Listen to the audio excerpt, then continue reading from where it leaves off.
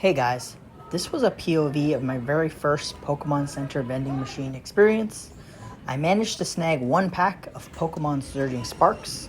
It was a little bit tough as there was a scalper on a 30-minute interval clearing out all the packs and booster bundles. Somehow I managed to convince him to at least leave me one pack as we don't have these machines in Canada. I hope you guys enjoy the rip.